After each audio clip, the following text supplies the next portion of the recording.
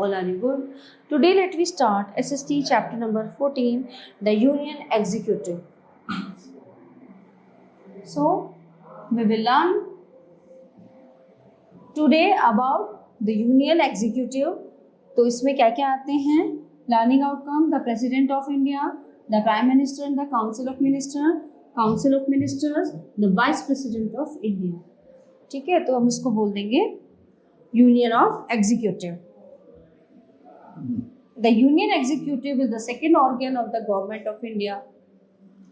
It consists of the President, Vice President, the Prime Minister, the Council of Ministers, besides a large body of experts and administrative officials of the civil service. So the Union Executive implements the law made by the Parliament. किसके द्वारा बनते हैं लोग? Parliament के द्वारा. President of India. The President of India holds the highest office in the country. He is the chief executive or the head of the Indian Union. As India is a republic, the head of the state, i.e. the President, is also an elected person. So qualification for elections to the office of President, the candidate must have the following qualification. He should be a citizen of India. He should be 35 years age at the time of election. He should be qualified to be a member of the Lok Sabha. He should not hold any office of profit under the central or state government. If he should vacate such a post before seeking the election. The President cannot be a member of either the Parliament or a state legislature. If he is already a member and he is elected to the post of the President, he will have to vacate his seat. Election. The President is not elected in a direct election. He is elected indirectly by an electoral college which consists of elected members of the two houses of the Parliament and the state legislative assemblies. The election is held by a system of proportional representation, which means that each member of the electoral college has a definite number of votes. The number of votes given to the electors from each state depends upon the state's population. The total number of votes allotted to all the electors is approximately equal to the population of the country. The voting is by secret ballot. Term of office. The President of India is normally elected for 5 years. He can be re-elected for a second term. His office can fall vacant in case of his death, resignation, or impeachment. The President can be removed from his office for acting against the Constitution. So there is a special procedure called the impeachment for removing the President from his office. A resolution for impeachment is passed by the Parliament by 2/3 majority in the event of falling vacant of the office of the President. So the Vice President takes over the acting President. Presidents of Indian Union.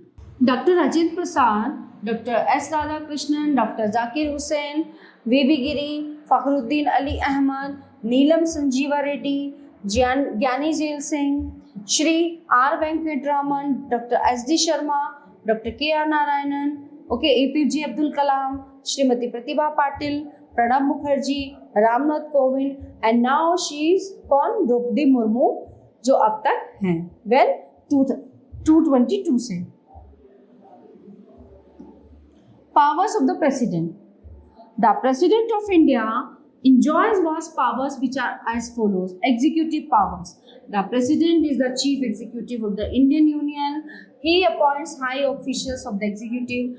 He appoints the Prime Minister, and with the latter's recommendation, the Council of Ministers, Governors of the States, Attorney General, the Comptroller and Auditor General. So the recruitment, governors and chief commissioners of the Union Territories, chairmen and members of Union Public Service Commission, chief justice and judges of the Supreme Court and High Courts. He is the supreme commander of the armed forces, and as such he appoints the chiefs of the 3 wings of the forces. So he sends and receives ambassadors. All treaties are signed in his name. Legislative powers. The President addresses the first session of the Parliament after the elections.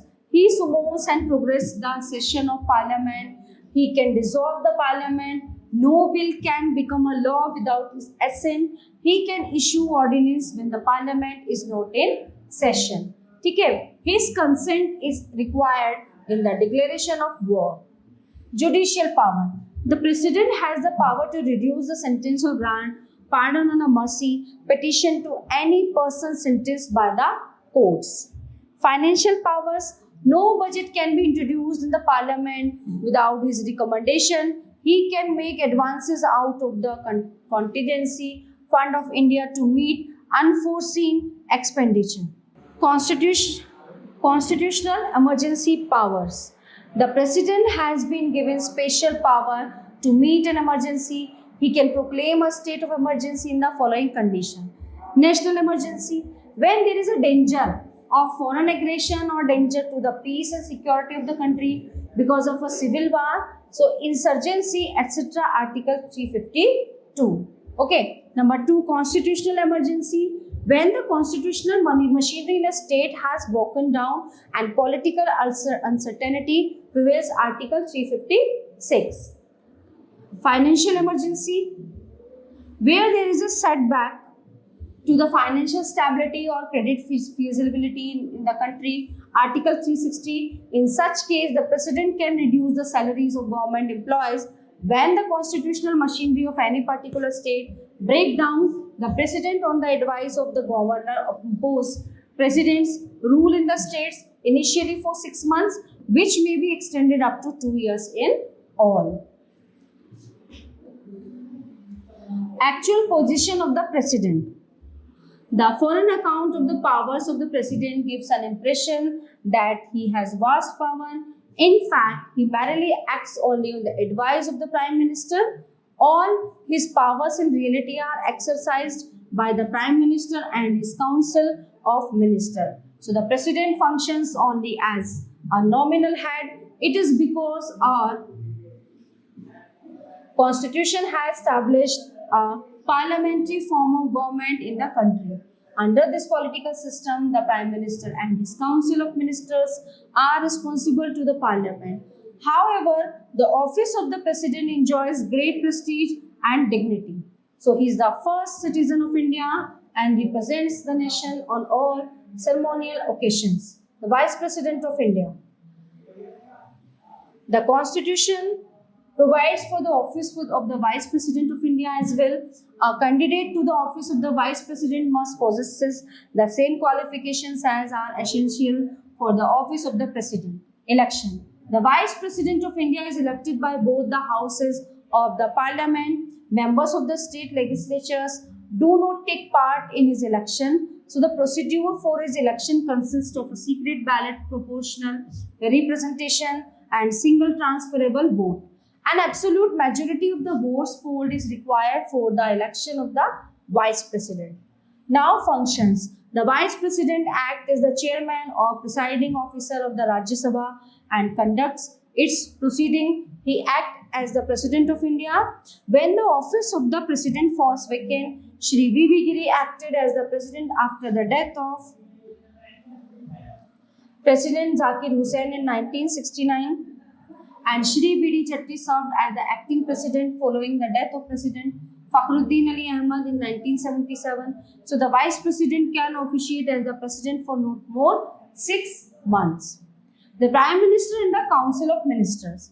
The President appoints the leader of the party enjoying the majority in the Lok Sabha as the Prime Minister. If there is no single party having a majority, then 2 or more parties may join together and elect a leader. Such as government is called a coalition government. The leader thus chosen is appointed as the Prime Minister, and his Council of Ministers is the most powerful body of the Union government. The Prime Minister is the real head of the government. So he appoints and dismisses the ministers and coordinates their work. So the President exercises his powers on the advice of the Prime Minister, who act as a link between the President and the people. So the Prime Minister is not only the leader of the cabinet, he is also the leader of the Parliament.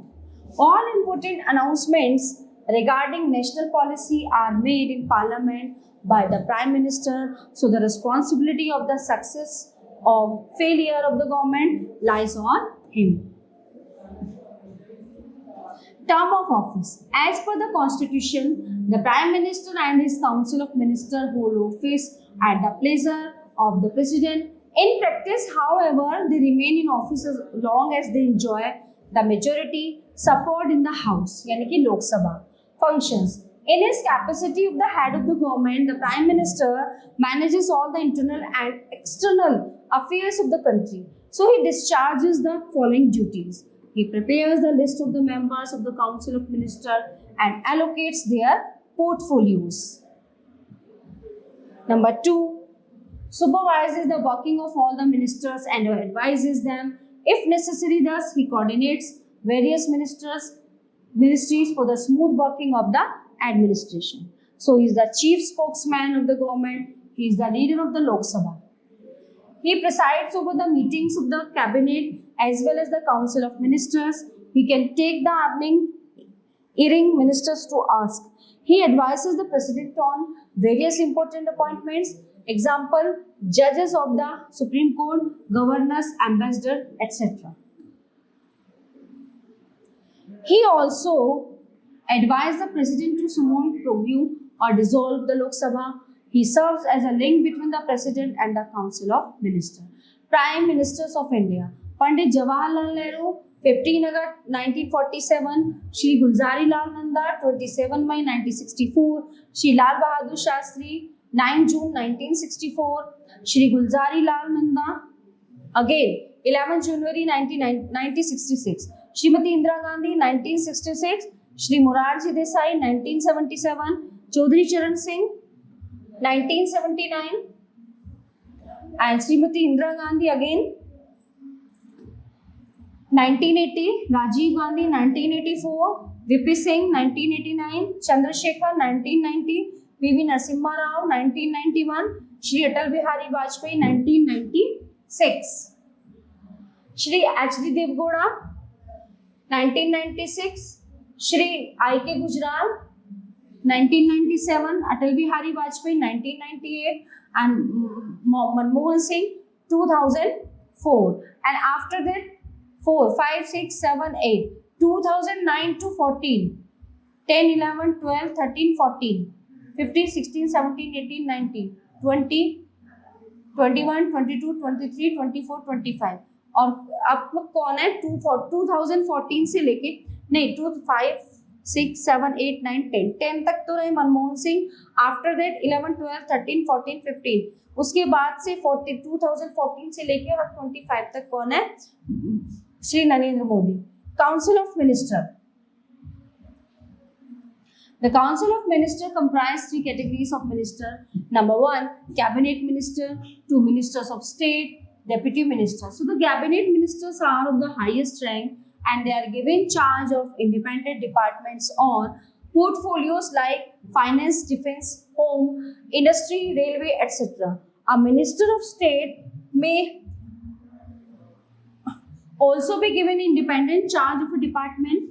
So the deputy ministers help the cabinet ministers and the ministers of state. Principle of collective responsibility. The Council of Ministers work as a team with the Prime Minister as its leader. It works on the principle of collective responsibility. It means that each minister is responsible for any decision taken by the Prime Minister. The Council of Ministers is collectively answerable to the Parliament for the actions of the government. If a vote of no confidence is passed against the Prime Minister, it amounts to a vote of no confidence against the entire Council of Ministers. Similarly, if a bill introduced by a minister is rejected by the Lok Sabha, it is considered to be a vote of no confidence in the ministerial team and the entire team has to resign. So the ministers may have differences of opinions, but they cannot express these openly. All of them are expected to work in close cooperation. They swim or sink together. This fact is known as the principle of collective responsibility. Okay, the chapter is end here. All topics are covered in this chapter. I hope you all are very well understand this chapter. Okay, so we will meet you the next class. Thank you.